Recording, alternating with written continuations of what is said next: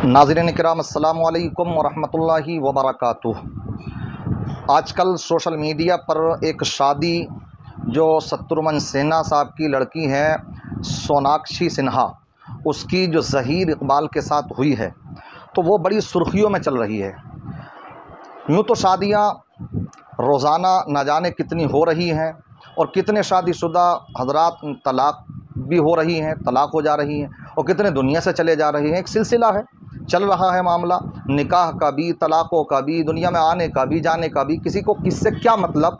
और ख़ासकर इस जमहूरी मुल्क के अंदर जिस हिंदुस्तान में हम रहते हैं तो यहाँ पर तो ये इख्तियार दिया गया है, अगर कोई लड़का बालिग या लड़की बालिगा हो तो उसको कि वो अपने किसी भी धर्म को अपनाते हुए या अपने अपने धर्मों पर रहते हुए एक दूसरे से निकाह के बंधन में बंधना चाहें तो बंध सकते हैं।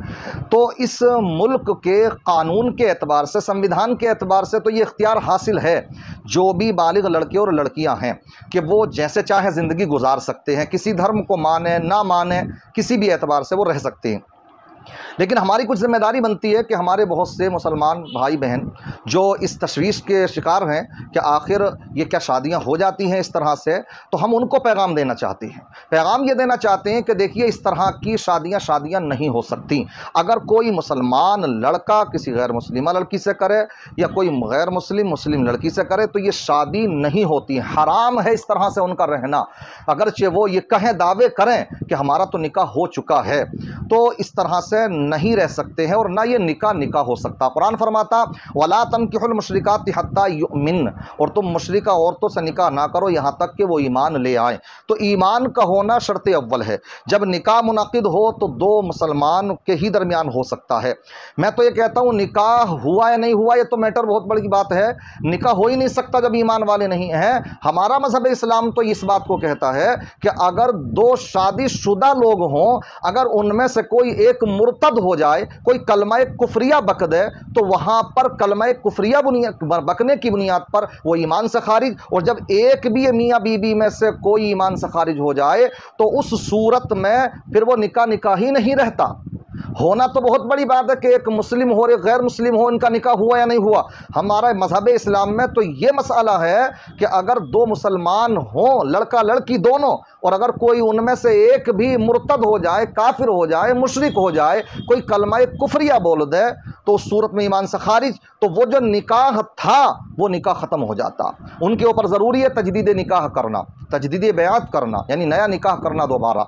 तो इससे ये मैं पैगाम देना चाहता हूँ, ये निकाह नहीं है। बहुत से लोग देख रहे हैं और इस तरह से ये देख करके जो हमारी नई पीढ़ी है वो ये समझती है कि ये निकाह इस तरह से भी हो सकते हैं। तो हम ये बात आप तक पहुँचाना चाहते हैं। और इनकी तो शादियों का ही पता नहीं लगा कि किस तरह की शादी, इतनी तो बात आई कि वो सिंदूर भरा हुआ था तो शायद मंदिर के चक्कर भी लगाए गए हैं, तो वहाँ पर पंडित साहब ने जो है इनसे चक्कर भी लगा लिए। और साथ साथ में मस्जिद का भी सुना जा रहा है कि मस्जिद में भी निकाह पढ़ा गया, ना जाने किसने पढ़ा दिया। हालांकि कोई जानकर होगा वो तो नहीं पढ़ा सकता इस तरह से कि जो एक मुस्लिम और गैर मुस्लिम हो तो निकाह हो ही नहीं सकता। अगर मान लीजिए किसी ने पढ़ा भी दिया, जानबूझ करके पढ़ाया, तो वो अपनी गलती पर है। और साथ साथ में अगर यहाँ पर पढ़ा भी दिया तो वो निकाह हो ही नहीं सकता है। लिहाजा इस तरह के कोई निकाह नहीं है। इससे पहले आपने देखा होगा आमिर खान साहब ने अपनी बेटियों का निकाह किया था, अपनी बेटी का, तो वो उसमें भी यही था मुस्लिम गैर मुस्लिम का मसाला। कोई निकाह ही नहीं हुआ, वहाँ तो निकाह ही नहीं हुआ, किसी भी तरीके से निकाह नहीं हुआ, बस कागज़ों पर अपने सिग्नेचर कर दिए और अपने मामला हो गया, वो ये चल रहा था मामला। तो ये इस तरह से बहुत तेज़ी के साथ चीज़ें वायरल हैं।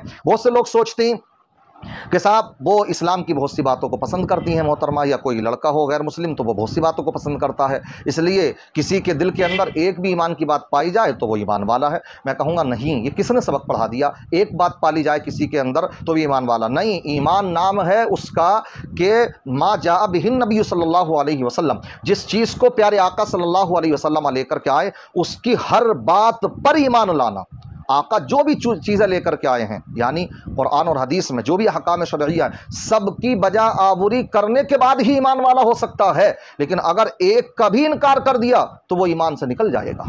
वो ईमान से निकल जाएगा। अभी कुछ साल पहले हमने देखा था कि कलकत्ता के अंदर जो ममता बनर्जी हैं, उनकी एक सांसद थी, शायद नुसरत जहां उनका नाम था, तो बड़े माथे टेकती फिर रही थी मंदिरों के अंदर, और साथ साथ में उनके इंटरव्यू हो रहे थे, तो वो अपने बड़े धड़ल्ले से इस बात को कह रही थी साहब कि मैं मुस्लिम हूं, दलील ये है कि मेरा नाम नुसरत जहां है। समझ रहे? चाहे वो मंदिरों के चक्कर लगा रही हैं, चाहे माथे टेक रही हैं, चाहे पूजा पाठ कर रही हैं। समझ रहे? तो मैं इन बातों को इसलिए बयान कर रहा हूं आपके सामने कि ये इस तरह से कोई दावे कर ले अगर, तो ये किसी के बाप की शरीयत नहीं है, जैसे चाहे कोई इसमें रोंद डाले, बल्कि शरीयत के कुछ उसूल और ज़ाब्ते हैं, तो वही मुसलमान रह सकता है जो कि उनको मानेगा, और जो नहीं मानेगा तो वो ईमान वाला नहीं हो सकता। और उसी उसूल और ज़ाब्ते के मुताबिक, कुरान और हदीस के ज़ाब्ते के मुताबिक जो निकाह होंगे वो निकाह शरई कहलाएंगे, हलाल कहलाएंगे। बाकी वो हराम है, उनका मिलना हराम, जैसे कल मिलना हराम था वैसे उनका अब भी मिलना हराम है। ये पैगाम मैंने चाहा आप तक पहुंचा दूं। आपको अगर सही लगता कि ये पैगाम हमारी जो नौजवान है, जो हमारी नई पीढ़ी है, लड़के लड़कियां, तो उन तक भी पहुंचना चाहिए ताकि वो भी इस तरह के चंगुल में न फंस जाएं, तो आप इस वीडियो को शेयर कीजिए और लाइक कीजिए। अल्लाह की बारगाह में दुआ है, अल्लाह तबारक व तआला हम सबको अपने ईमान की हिफाजत करने की तौफीक रफ़ीक अता फरमाए, सबका खात्मा ईमान पर फरमाए, हमारे इस मुल्क में अमन व सुकून कायम फरमाए। अस्सलामु अलैकुम व रहमतुल्लाहि व बरकातुहू।